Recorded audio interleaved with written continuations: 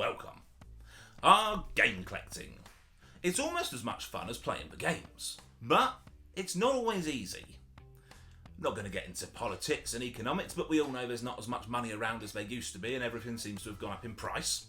Equally, at the time of recording this, we've just had Christmas, which can be expensive.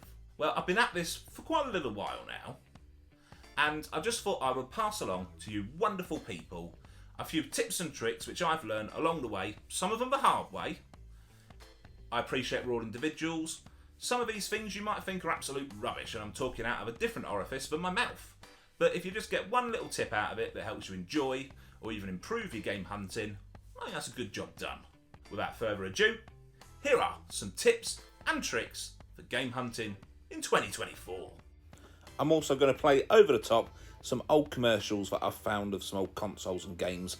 I figure that'll be a bit more engaging and entertaining for you lovely people than just staring at me talking all the time. And I should also add I'm obviously talking physical media here. Sure, it goes without saying, but just in case. And I'm going to start off with choosing what to collect. Now obviously you want to collect what you want to own, what you want to buy, what you want to play. There's no point going around and getting a full PlayStation Vita collection and then never playing it because you hate the Vita. What I mean is, go where the prices are right. For example, if you want to collect for the 6th generation, you're looking at the original Xbox, the PlayStation 2 and the GameCube. The GameCube, in general, is much more expensive to collect for than the previous two. So unless you want those Nintendo exclusives, obviously if you do then you've got to go GameCube, but if you're not that bothered about them, the majority of cross-platform games you will find much cheaper on the OG Xbox or the PS2 than on the GameCube. Sometimes quite substantially so. So think about where the games are that you want to play and the best system that you can affordably collect for, because they all run virtually the same anyway. That's why I personally collect for the PS2. I'd like some of the Nintendo exclusives. I may collect for the GameCube one day. I hope so. But for now, the few games that I want to play don't rationalise the price and what I'd miss out on being able to buy if I spent all that money on them. And that's just one example. Of course, if you want to go for the 5th generation, the mid to late 90s, PlayStation 1, much cheaper than Sega Saturn. And there aren't many games on the Sega Saturn that weren't on the PS1. So just give it some thought. And speaking of consoles, that gives me a lovely link to talk about getting the best model of console for you. Using the 7th generation here, you've either got the Wii, which is its own sort of thing really, and then you've got the PS3 and the Xbox 360. Now I had an OG Xbox 360 back in the day when it was current gen. I currently actually collect for the PS3 instead, partly because I want to play the PS3 exclusives I missed out on, and partly because, at least with the early to middle of life Xbox 360s, they really did overheat a lot, didn't they? They're just not that reliable. Now I know, the same can be said for the first fat PS3s. If I go with a fat version, you know what I mean there. They overheated a lot, but that's where your due diligence comes in. I use a PS3 Super Slim at the moment, and it's actually, so far, touch wood, really reliable. And the normal Slim model's meant to be quite good as well. Get the best one for you. Want to go a bit newer with a PS4? Think about what you want. You might pay an extra 20, 30, 40, 50 quid to get a PS4 Pro over a PS4 Slim, but is that upgrading graphics important to you? Will that enhance your enjoyment of your hobby? Get the right one for you that's going to do what you want it to do, and ideally the one that's going to be most reliable. However, another good link here, the older the tech, the less reliable it's going to be. That's just a fact. Older electronics are going to break at some point. The good news is, the older they are, the simpler the mechanics are usually. If you are unlucky enough to find yourself with a console that's overheated or broken for another reason, you could just pop it on eBay and sell it for spares and repairs, but have a go at fixing it. Look at it this way. It's broken. It doesn't work. You're not going to make it work less. Why not have a go?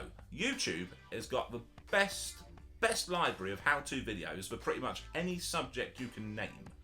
I've learned how to repair things from there and had no clue to begin with. I've even posted some of my own videos about repairing PSPs and a Game Boy Advance, the first launch model. And do you know what? It was a piece of cake. It was so easy to fix. And I'm not the most technical in the world. Get out there and have a go. Why not? And you know what? You might even find you enjoy the repair side. Also, don't ignore the eShops. I'm not saying buy through the eShop because clearly that's not collecting physical media. Although you still own the games and you own them on a memory card or whatever. Until they get delisted and taken away. But that's another video. I digress. A lot of eShops offer you free demos. If you're on the fence about buying a game and it's going to cost a few pennies, play the free demo on the eShop. If you don't like it, you've saved your money. If you do like it, then you can buy it. And also, don't turn down a good deal. Last year, one of my favourite RPGs that I played was the first Dragon's Dogma. Brilliant game, can't praise it enough, gave it its own video.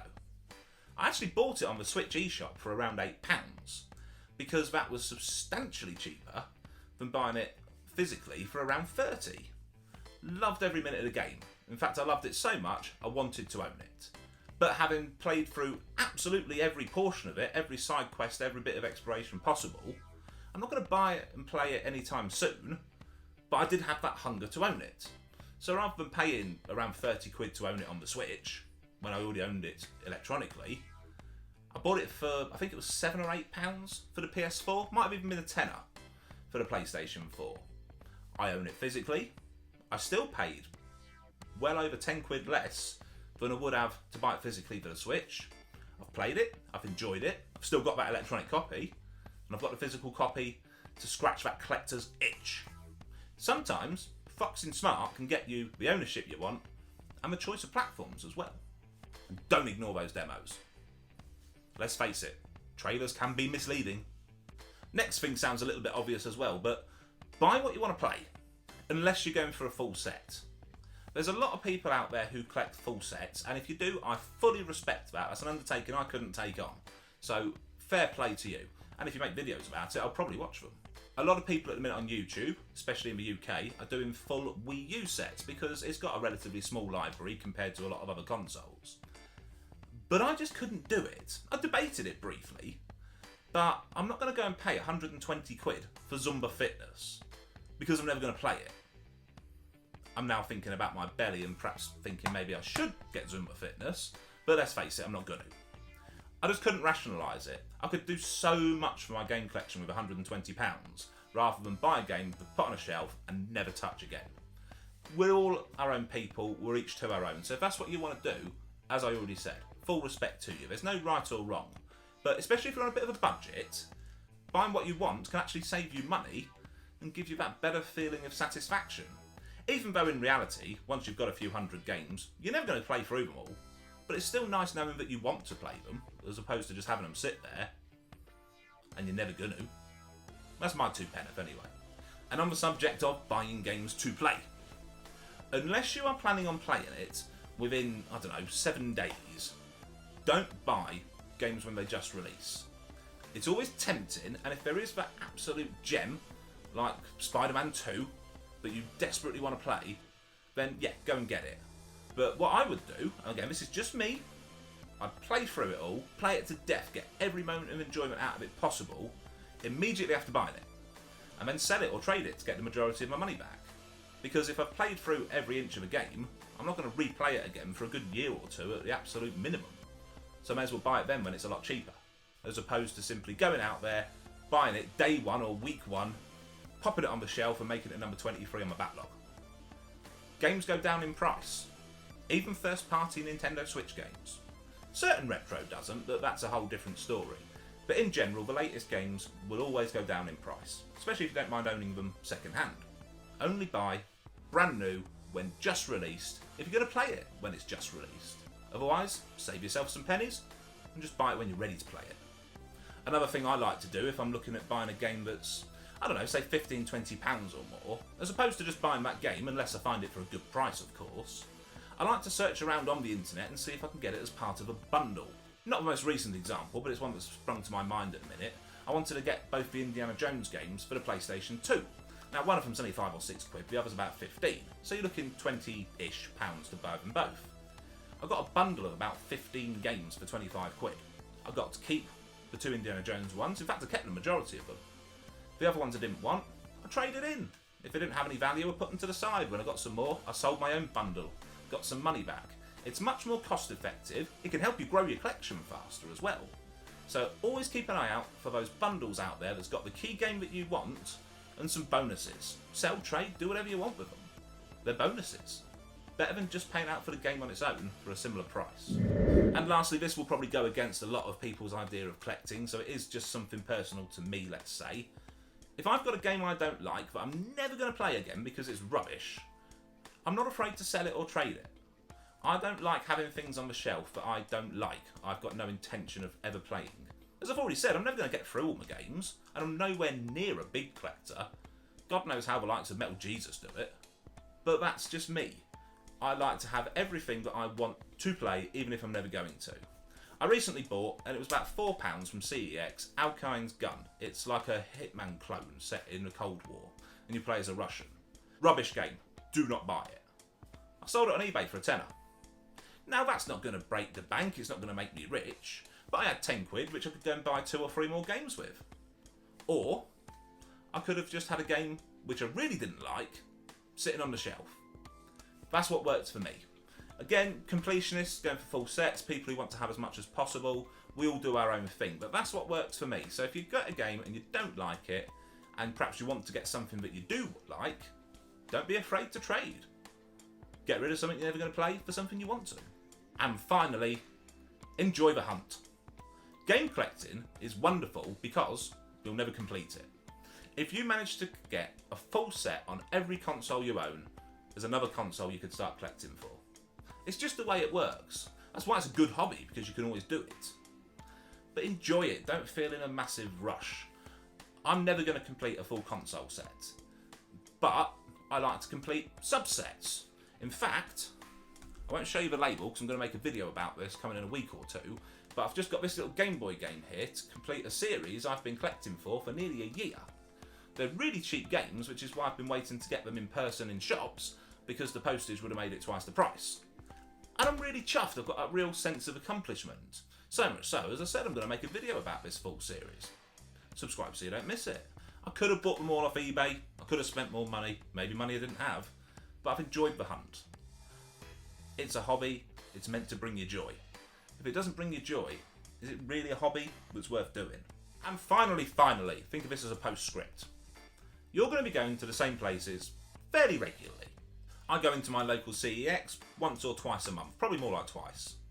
I see the same people regularly. If they're busy, I just give them a polite smile, say good morning or good afternoon, can I have these games please? Rather than and carry on talking on my phone. I spent most of my adult life in a career working with the public. And do you know what? You sometimes forget that the people on the other side of the till or the counter are human beings too. Whether you've got no queue behind you and you want to make a bit of small talk, that's up to you. Or it's just a few polite words which takes the same amount of time as it would to be nasty. You'll get a better service being nice. They'll be more inclined to help you. When they're checking your game discs, they'll be more inclined to run it through the cleaner if there's a few little scratches on it, as opposed to just, oh, I can't bother, we've got a queue, we're busy. Human nature says if you're nice to someone, they're more inclined to be nice to you back. And do you know what? You'll enjoy the interaction more. I'll go into my local CEX now. If there's a queue, I'll get a little hello. I'll get a really good service. If there's no queue behind me, we'll perhaps talk games. I've actually had some really good recommendations from them. And I know that I've enjoyed that interaction a lot more than I would have if I was a miserable so-and-so playing on my phone or texting. And I hope that they do too. So let that be a last little tip, not just for game hunting, but for life. As is often said, you catch more flies with honey than you do with vinegar. And to put it more plainly, just be nice. Doesn't cost anything. Until next time, I hope you've enjoyed this little video, but maybe you've got one little tip out of it or two. Let me know if you've got anything that I've missed off, I'm sure I have. Anything you've learned as you've been collecting, in the comments below. If you want to press like or subscribe, it would help me out no end, but no pressure. I'm just grateful for your time watching me. And until next time, I'll see you soon. Ta-da!